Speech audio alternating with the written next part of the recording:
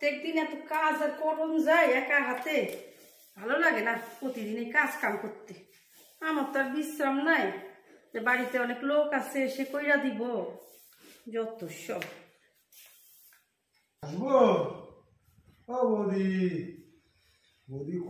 ওই যে আইসা গেছে মদনাডা, এত জ্বালাইতে পারে আমার কাজের টাইমে ঠিক আইসা হাজির।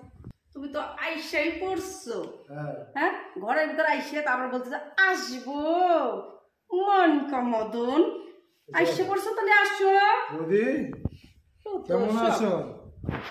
বসবো একটু বৌদি, একটু বসবো। ও বৌদি মনে হয় কি হাতে যেখানে আছে ওইখান দিয়ে ঝাইরা দিই। আসার পরে বলতেছে বৌদি আসবো, আবার বসার পরে বলতেছে বৌদি বসবো।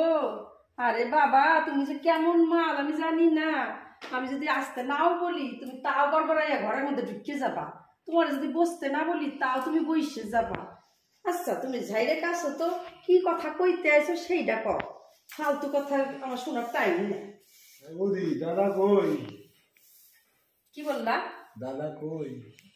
ওরে আমার ঠাউর বললো, ওরে আমার ঠাউর বল, তুমি যে ঘাপটি মেরে ওই রাস্তায় দাঁড়াইয়াছিলা, আমার স্বামী কখন বাজারে যাইবা তুমি খত করে আমার ঘরের মধ্যে ঢুকে যাবা। হ্যাঁ তুমি দেখো না তোমার বাজার, তোমার দাদা বাজারে থলি হাতে কইরা বাজারে গেল, না আমি দেখি নাই। দেখো নাই চোখে কি কালো রঙের চশমা পরেছিল? না না আমি দেখি নাই, দেখে তো জিজ্ঞেস করলাম। তোমার কি খাইয়ে দেয় কোনো কাম নাই? হ্যাঁ বাড়িতে কোনো কাম কাজ করো না? হ্যাঁ পাড়ায় পাড়ায় এই বৌদি করে বাড়ি ঢুকে ঢুকে গল্প আল গল্প নিয়ে বসো, প্রত্যেকদিন আমার এগুলো ভালো লাগে না বুঝছো। যাও তো যাও, যাও বা যাও, ভালো লাগে না। যাবো গিয়ে? আচ্ছা ঠাউরপো, হ্যাঁ তোমার আক্কেল জ্ঞানটা কি বলো তো? আজকে তুমি এত রাগ করছো কেন? রাগ করবো না, একদিন হয় দুই দিন হয় এসে গল্প করো ঠিক আছে, আমার টোটাল কাজ কইরা আছে। আমার স্বামী আবার বাজার থেকে এসে সকালকে টিফিন না বলে তার মাথায় আগুন উঠে যাইবো, আর তারপরে যদি দেখে তুমি ধুম বলেছো না আমার ঘরে বসে আছো, আমার যে কত কথা শুনাইবো। আচ্ছা তোমার ব্যাপারটা কি কও তো? কি ব্যাপার? এই যে তোমার যে বিয়ের বয়স পাড়াই যাইতাছে, তোমার মা বাবা চোখে কি পড়তাছে না? হ্যাঁ এই যে দাড়িগুলা পাইকা সাদা হইয়া গেছে, তাহলে একটা বিয়ে শাদী তো করতে পারো। হ্যাঁ একটা বিয়ে শাদী কইরা বোর সঙ্গে আল গল্প করতে পারো ঘরে বসে বসা, সেইটাই তো দেখতে শুভা লাগবো না। আর আমাদের মতন বৌদি করে বাড়িতে এসে সকাল নাই দুপুর নাক নাই সারাক্ষণ ইচ্ছা ঘটের মতন বইসা গল্প করো, আমাদেরও তো কাজে ডিস্টার্ব হয়, এটা বোঝো না? খালি ডিস্টার্ব রাক্ষসের মতন, আমি যা রান্না করে তুই তাই খাওয়ার জন্য লাল লাল করে। রাখবো না তোমার মতন ঘট, এই যে কাজ নাই তোমার বাড়িতে ঠিক আছে, আমার বাড়িতে তো আমার কাজ আছে, তোমার সঙ্গে কি আমি আলবাল করে বসবো? একদিন দুদিন হয় ঠিক আছে, এত অপমান করি তোমার কি একটু গায়ে লাগে না? তোমার গায়ের চামড়া কি মোটা নাকি? হ্যাঁ তুমি গন্ডারের মতন মোটা মনে হচ্ছে, এত কথা কই। অন্য কোনো মানুষ হলে তো বাড়িতে পাওয়াই দিত না, যে বৌদির বাড়িতে যাই বৌদি আমার দেখতে পারে না, আমি সেখানে কি করতে যাব? যাও যাও একটা বিয়ে শাদী করো গা যাও, তাহলে এইসব স্যাবলামও সব বাদ হয়ে যাইবো। যাও তো বাচ্চা যাও একটা বিয়ে শাদী কইরা ওর সঙ্গে গল্প করো গা, আর আমার বাড়ি আইসো না।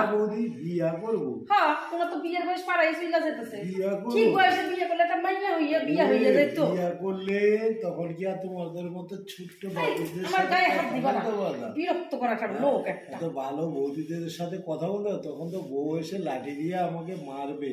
ও বাবা গাছা ধন তো ভালো চালাক। হ্যাঁ আর আমার বর যে 2 দিন পর আমার খুঁটা দেয়, তুমি এসে এরকম গল্প করো।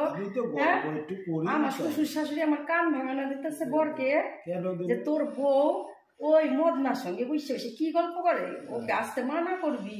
আর আমাকে বলে ওই মদনাকে তুমি ঘরে ঢুকতে দিবা না, আর তুমি কি করো? আমার বর যখন বাজারে যায় টুক করে আমার ঘরে ঢুকতে আসো, আবার আসার আগে পালাইয়ে যাও।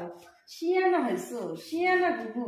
আর তুমি বেরো তো বেরো, যাও যাও গায়ে কি শক্তি, এরকম করছো কেন? আমার ভালো লাগে না, তুমি আসলে আমার ভালো লাগে না। আর আসবো না? না একদম আসবে না, বিয়ে শাদী করবা বউকে নিয়ে আমার বাড়িতে আসবে না, আর আসবোই না। আসলে যাও গেট আউট। সহ্য লোক একটা, কাজ নাই কাম নাই, বাড়িতে কুড়িয়ার মতন থাকে। ওর মা এসে আমারে কয় বৌমা আমার ফুলারের জন্য একটা মাইয়া দেখে দাও না, মাইয়া দেখে দাও। এই পোলার জন্য কোনো মাইয়া খুঁজে পাওয়া যাইব?